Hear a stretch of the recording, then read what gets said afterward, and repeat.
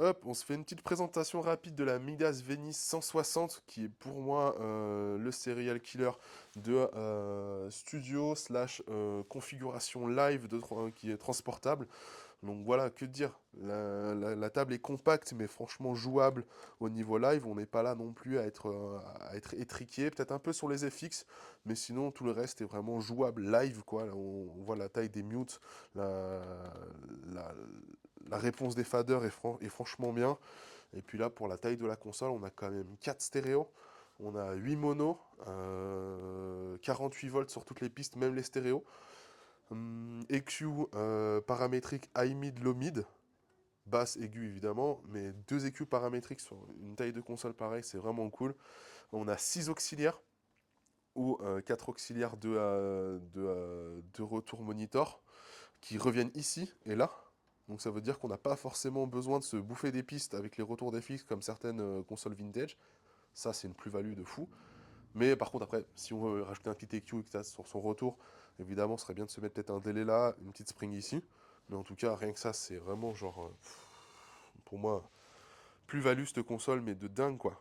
Là, elle a été refaite à neuf par nos soins. On est sur une console vraiment fin 90, début 2001, qui a été quand même produite en 2010, mais qui était un peu plus rare. Vraiment, le plus gros bac a été fait au début.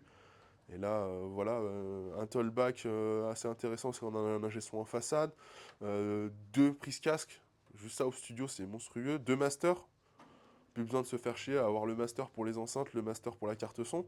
Il y a quand même une sortie monitor, deux prises lampes, histoire de vraiment flasher toute la console, des coups bas sur toutes les tranches, en séparé d'un EQ.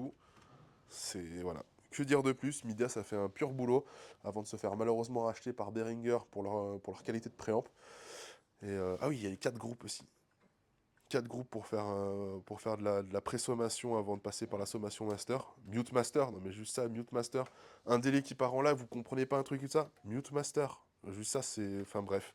Midas, pur boulot, encore une fois. On est sur une console qui, pour moi, pour un concept de live mix, une tournée dub ou quoi, est juste parfait, même pour la techno ou quoi.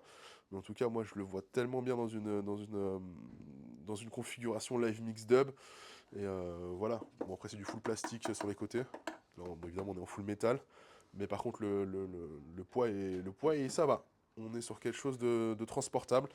Après, c'est vrai qu'un petit flycase, ce serait pas abusé. Et puis voilà, là, l'arrière. Hop. Voilà, hein. Non mais c'est voilà, pure console. Trop content d'avoir cette pièce en ce moment à la boutique. Et puis voilà, petite vidéo rapide pour présenter cette bestiole.